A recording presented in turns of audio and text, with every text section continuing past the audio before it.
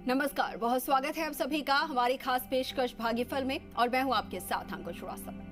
सभी ग्रह और नक्षत्र एक व्यक्ति के जीवन में अहम भूमिका निभाते हैं और इनका प्रभाव सभी राशियों पर सकारात्मक और नकारात्मक रूप से पड़ता है। इन सभी में सबसे महत्वपूर्ण ग्रह है सूर्य ग्रह। इसके बाद उपग्रह चंद्रमा है, तो वहीं शुक्र, बुध, मंगल, बृहस्पति और शनि ग्रह भी अहम योगदान देते हैं। लेकिन ऐसे में कुछ ग्रह ऐसे भी हैं जिनका असर लोगों की व्यक्तिगत जीवन पर बुरा पड़ता है। तो आज इसी विषय पर विस्तार से बातचीत करेंगे और विस्तार से जानकारी देने के लिए हमारे साथ जुड़ रहे हैं ज्योतिष परिषद एवं शोध संस्था अध्यक्ष ज्योतिषाचार्य पंडित पुरुषोत्तम गौड़ जी। आचार्य जी प्रणाम, आपको बहुत स्वागत है आपका। जी शुभ आशीर्वाद। श्री राम जय राम जय जय राम, मेरे राम की जय हो। देखिए आचार्य जी का रुख करेंगे और आज के विषय में विस्तार से उनसे जानेंगे, लेकिन उससे पहले अगर आपके मन में भी कोई शंका है, कोई परेशानी अगर आपके जीवन में चल रही है, तो आप भी हमारे साथ जुड़ सकते हैं और आचार्य जी से तुरंत अपनी समस्या का हल जान सकते हैं। हमारा नंबर हम टीवी स्क्रीन पर फ्लैश कर रहे हैं, इस नंबर पर आप कॉल कर सकते हैं, सीधा हमसे जुड़ सकते हैं।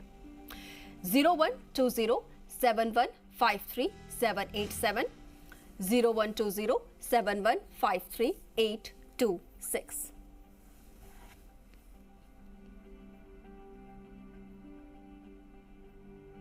और चलिए आचार्य जी का रुख करते हैं और उनसे जानने की कोशिश करेंगे आज के विषय के बारे में, जो कि बहुत महत्वपूर्ण है। आचार्य जी, अक्सर ये देखा जाता है कि किसी जातक की कुंडली में ग्रहों का किस तरीके से आना जाना हो रहा है या फिर कौन से नक्षत्र में वो व्यक्ति पैदा हुआ है, वो बहुत ही अहम माना जाता है। तो ऐसे में ये ग्रह और जो नक्षत्र हैं किस तरीके से हमारे जीवन को प्रभावित करते हैं, किस तरीके से यह सकारात्मक और नकारात्मक प्रभाव जो है वो हमारे जीवन में डालते हैं, इसको लेकर विस्तार से आपसे जानकारी चाहिए।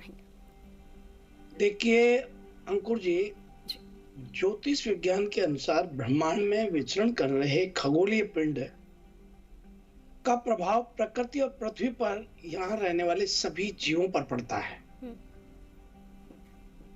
और आप ये बात मान के चलिए कि सभी ग्रह एक व्यक्ति के जीवन में अहम भूमिका निभाते हैं।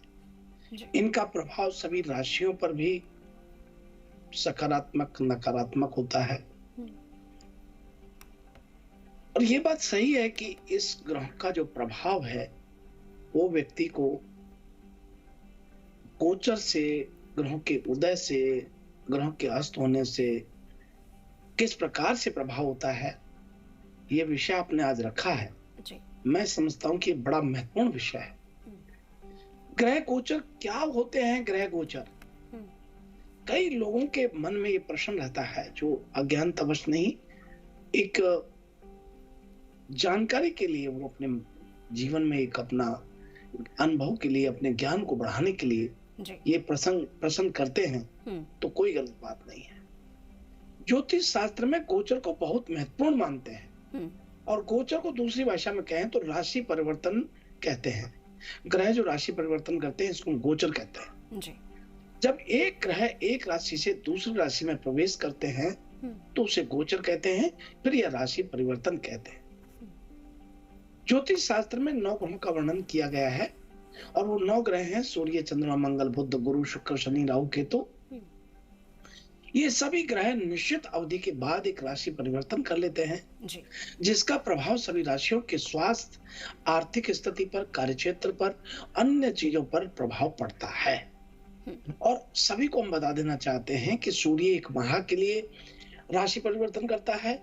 चंद्रमा गोचर सवा 2 दिन के लिए या 2.5 दिन मान लीजिए आप, और मंगल करीब 1.5 महीने के बाद राशि परिवर्तन करते हैं।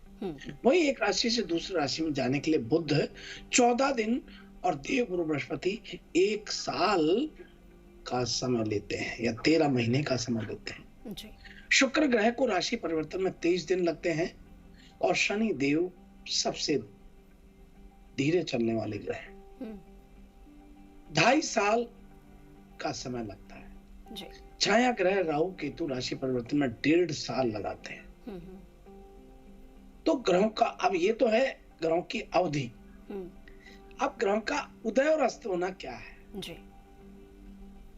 ज्योतिषीय मत में सूर्य ग्रह के राजा, इनका प्रभाव न केवल राशियों पर लेकिन ग्रहों की स्थिति पर भी पड़ता है और ये बता दें आपको कि कोई भी ग्रह सूर्य के इतना निकट चला जाता है कि उनके तेज से वो ग्रह पूर्ण रूप से प्रभावहीन हो जाता है। ऐसी स्थिति में ग्रह को अस्त ग्रह कहते हैं। जी। जब सूर्य के समीप कोई ग्रह बैठता है तो वह अस्त हो जाता है, क्योंकि उसका प्रभाव ही इतना है। ऐसी स्थिति में कहते हैं ना, कई लोग अपने बातों बातों में कहते हैं कि सूर्य को दीपक दिखाने वाली बात कर रहे हैं। यानी सूर्य के सामने दीपक की क्या हस्ती है। जी। तो सूर्य के समक्ष जब बहुत नजदीक होता है तो ग्रह अस्त हो जाता है और शुभ फल की प्राप्ति नहीं होती है फिर उस ग्रह से। और अस्त होने का दोष सूर्य के अलावा सभी ग्रहों पर लगता है। जब ग्रह सूर्य से निश्चित दूरी बना लेता है तब उन्हें उदित ग्रह कहते हैं, यानी उदय होने वाला ग्रह कहते हैं। जी। ग्रहों के उदय होने से शुभ फल की प्राप्ति होती है और पुनः सुख शांति की समृद्धि की स्थापना हो जाती है। अब ग्रह वक्री क्या है, बड़ी बात है। जी।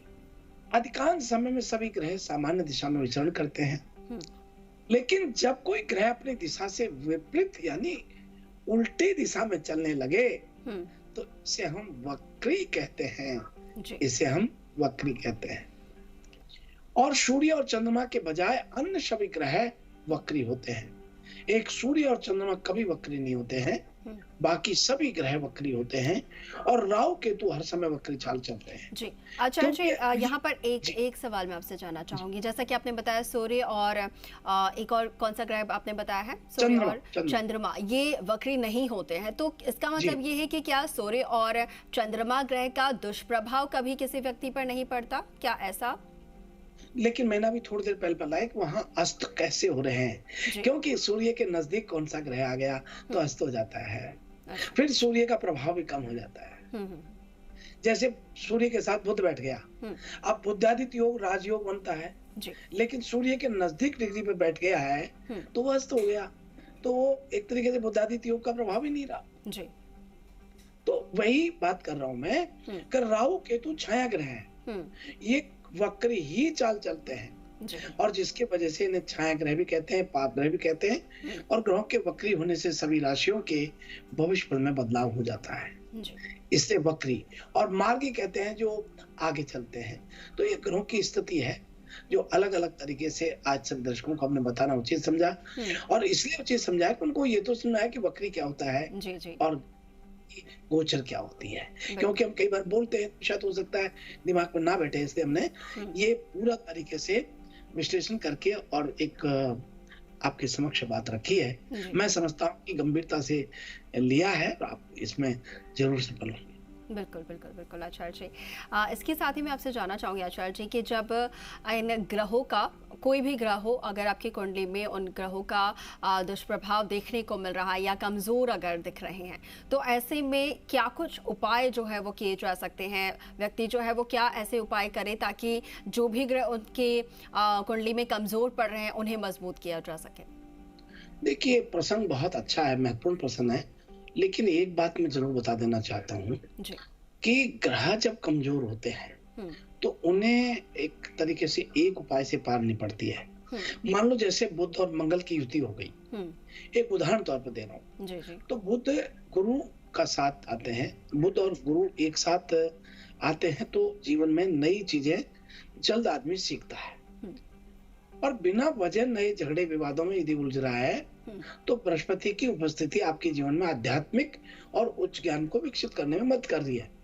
लेकिन मंगल यदि वहां आ गया है तो महाराज वो तो फिर कलेश कराएगा, वो तो झगड़े कराएगा, अनावश्यक वाणी पर कंट्रोल नहीं रखेगा। कुछ आप अच्छा बोलना चाहते हैं और आपको बुरा बोलना पड़ेगा और परिणाम ये होंगे कि वो आपकी सारी स्थिति खराब कर देगा। अब वही हम देखो अंकुर जी बात करें बुध और जैसे बुध और राहु केतु की युति, अब मान लीजिए बुध राहु के साथ युति करता है तो जीवन में नए विचारों पर काम आप कर सकते हैं।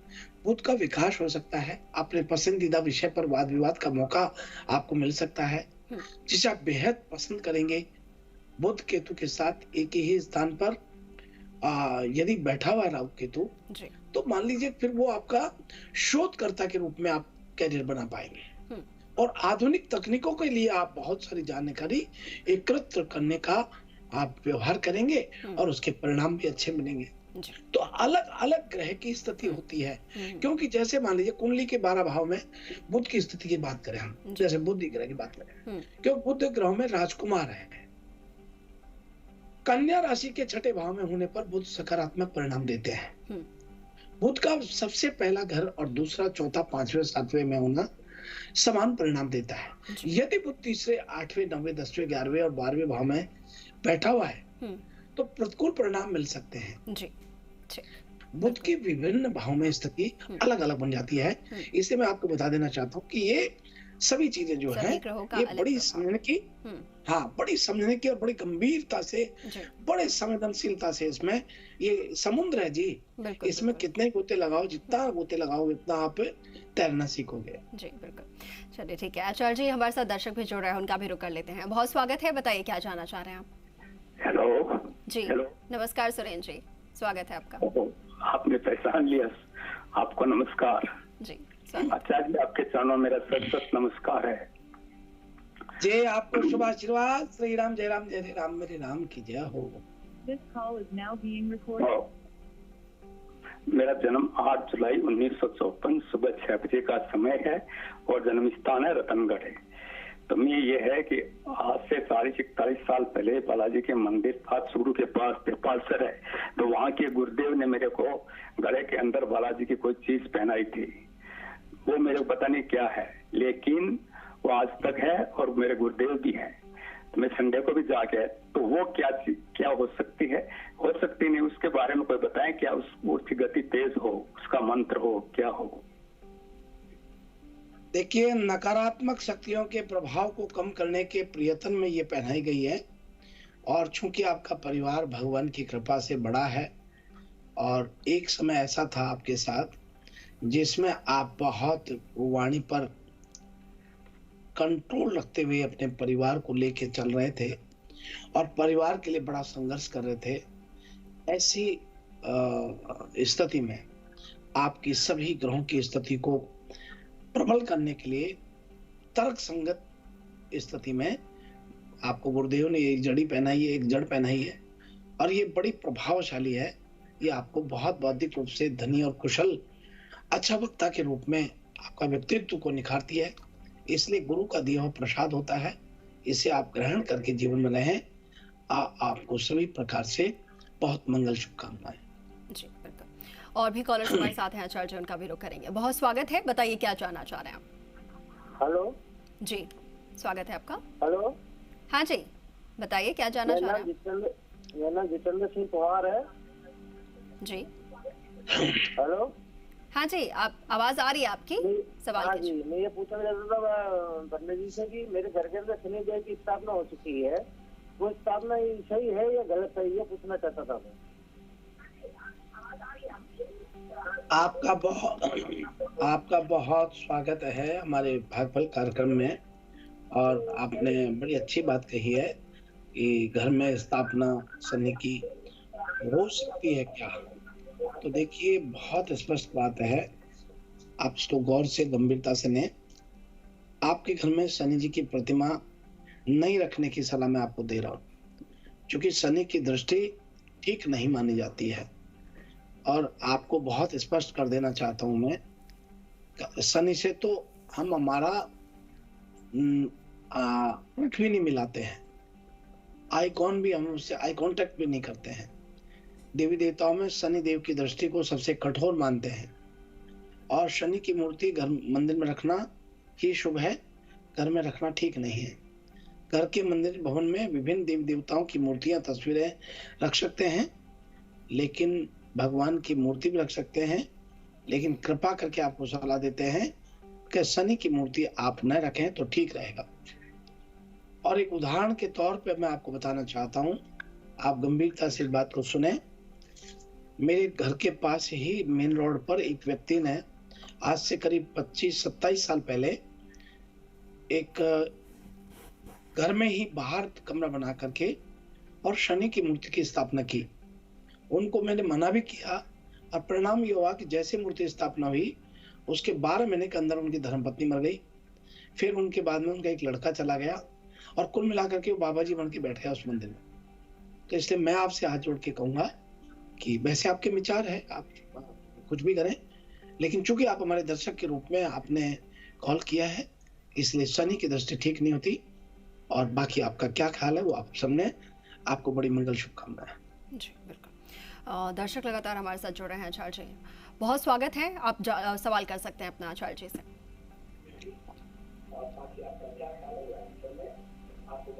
आवाज मिल पा रही है आपको?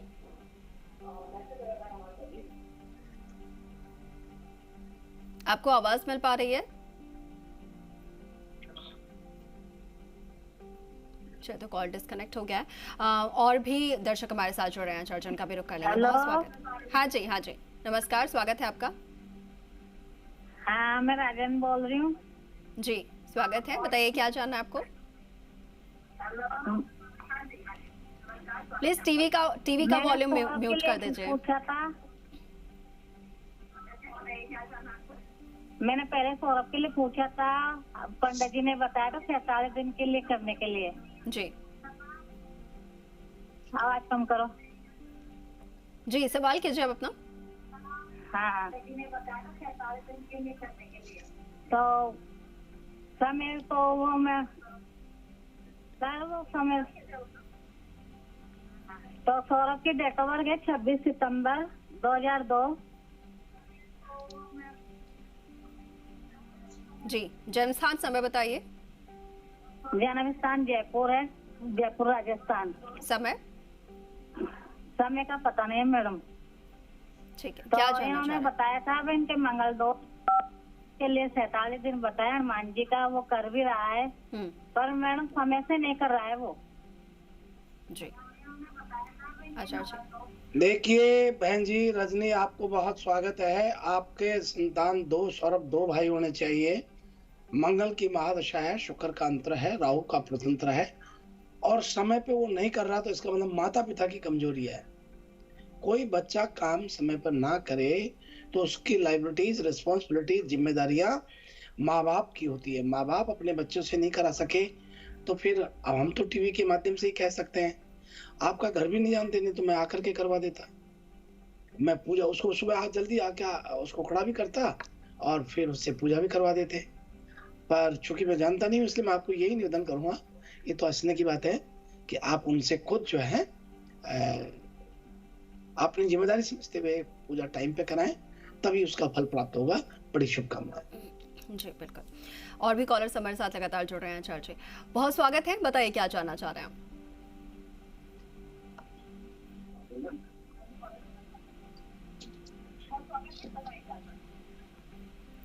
हेलो हेलो, हाँ जी बताइए,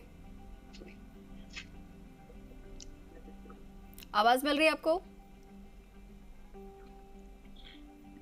ठीक है, तो कॉल शायद डिस्कनेक्ट हो गया आचार्य जी।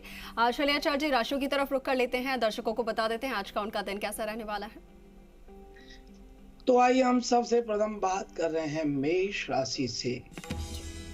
और आज मेष राशि का दिन बहुत बहुत बेहतरीन रहने वाला है। आपका मान सम्मान सामाजिक कार्यों की तरफ कार्य करते हुए बहुत विस्तार ले रहा है। छात्रों को आज बेहतर परिणाम हासिल हो रहे हैं। साथ ही जो विद्यार्थी उच्च शिक्षा ग्रहण करना चाहते हैं, उनके लिए आज का दिन बड़ा फेवरेबल है। आपको शिक्षकों से पढ़ाई में पूरी तरह मदद प्राप्त हो रही है। और भाई हम बात कर रहे हैं वृषभ राशि वाले सभी दर्शकों के लिए। आज आपका दिन बहुत अच्छा रहने वाला है। लंबे समय से रुके कार्यों को समाप्त करने में आज आप सफल हो रहे हैं। आज किसी खास व्यक्ति से आपको सहयोग प्राप्त हो रहा है। आज आपके दाम्पत्य संबंधों में मधुरता बनी रहेगी। आपका स्वास्थ्य बेहतर बना रहेगा। करियर को और बेहतर बनाने के लिए नए अवसर प्राप्त हो रहे हैं। और अब आइए हम बात कर रहे हैं मिथुन राशि वाले सभी दर्शकों के लिए। आज आपका दिन सामान्य रहेगा। आज आपके सभी काम मन मुताबिक पूरे हो रहे हैं। आप बच्चों के साथ कहीं घूमने का प्लान भी आज बना सकते हैं। साथ ही आप अपने किसी खास दोस्त को भी साथ ले जाएंगे। आपको ऑफिस के सहकर्मियों का सहयोग आज प्राप्त हो रहा है। और अब आइए हम बात कर रहे हैं कर्क राशि वाले सभी दर्शकों के लिए आज आपका दिन बहुत बढ़िया रहने वाला है। कर्क राशि के जातकों को किसी खास काम में सफलता हासिल हो रही है। आज अपनी ताकत और प्रतिष्ठा से पहचाने जाएंगे। आज आपको किसी समारोह में जाने का मौका मिलेगा। आपका जीवन साथी आपकी ईमानदारी से बहुत प्रभावित हो रहा है। और अब आइए हम बात कर रहे हैं सिंह राशि वाले सभी दर्शकों की। आज आपका दिन फेवरेबल रहेगा। रुके हुए कामों में आपको भाई की सहायता प्राप्त होती है। आपको कोई शुभ समाचार प्राप्त हो रहा है जिससे आपका मन पूरे दिन प्रसन्न रहेगा। आपके पास कुछ नई जिम्मेदारियां भी आएंगी जिन्हें पूरा करने में आप सफल रहेंगे। और अब आइए हम बात कर रहे हैं कन्या राशि वाले सभी दर्शकों के लिए। आज आपका दिन ठीक ठाक रहेगा। आप दोस्तों के साथ कहीं घूमने की प्लानिंग भी बनाएंगे। हालांकि आपकी आर्थिक स्थिति में काफी उतार चढ़ाव बना रहेगा। आपको किसी काम से एक्स्ट्रा भागदौड़ करनी पड़ेगी। वहीं हम बात करते हैं तुला राशि वाले सभी दर्शकों की। आज आपका दिन शानदार रहने वाला है। शाम तक आपके घर में खुशी का माहौल बनेगा। साथ ही रिश्तेदारों का घर पर आना जाना लगा रहेगा। आपका स्वास्थ्य बेहतर बना रहेगा। लवमेट्स के लिए आज का दिन बहुत अच्छा रहने वाला है। और अब आइए हम बात कर रहे हैं वृश्चिक राशि वाले सभी दर्शकों के लिए। आज आपका दिन मिला जुला रहने वाला है। आपको किसी मामले में बड़ा निर्णय लेना पड़ेगा। आज कारोबारियों को बड़ा फायदा होने के योग बने हुए हैं। आपकी समझदारी आपको हर प्रकार की मुसीबतों से दूर रखने में सहायता करेगी। पारिवारिक कार्यों की वजह से आपको भाग दौड़ करनी आज पड़ेगी। और अब आइए हम बात कर रहे हैं धनु राशि वाले दर्शकों के लिए। आज आपका दिन ठीक ठाक रहेगा। आज आपको तरक्की के नए अवसर मौके मिलेंगे। परिवार में सुख शांति का माहौल बन गया। साथ ही आप उनके साथ किसी धार्मिक स्थल पर जाने का प्लान बनाएं। और अब आइए हम बात कर रहे हैं मकर राशि वाले लोगों के लिए। आज आपका दिन उत्तम रहेगा। बाहर जाते समय रास्ते में किसी करीबी दोस्त से आपकी मुलाकात बनेगी जिससे मिलकर आपका मन प्रसन्न हो जाएगा। ऑफिस में आपका कॉन्फिडेंस लेवल बहुत मजबूत दिखाई देगा। और अब आइए हम बात करते हैं कुंभ राशि वाले दर्शकों के लिए। आज आप अपनी ऊर्जा अच्छे कामों में लगाएंगे। आज सरकारी कर्मचारियों को बहुत लाभ प्राप्त हो।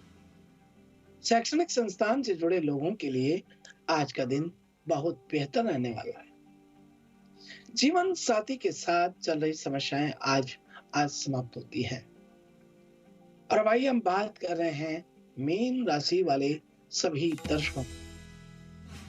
आज आपका दिन अनुकूल रहने वाला। अपनी काबिलियत से काम को सरलतापूर्वक पूरा कर लेंगे।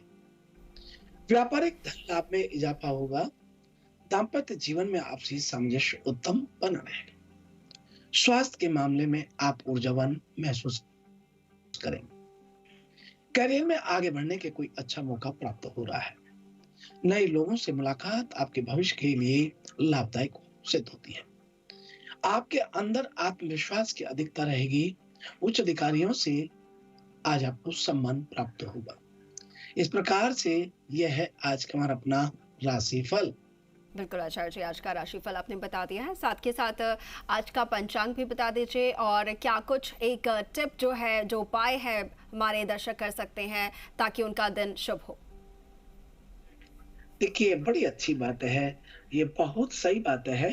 और पंचांग के साथ हमें ये भी एक बात है कि टिप्स क्या है, ये बिल्कुल सही बात है।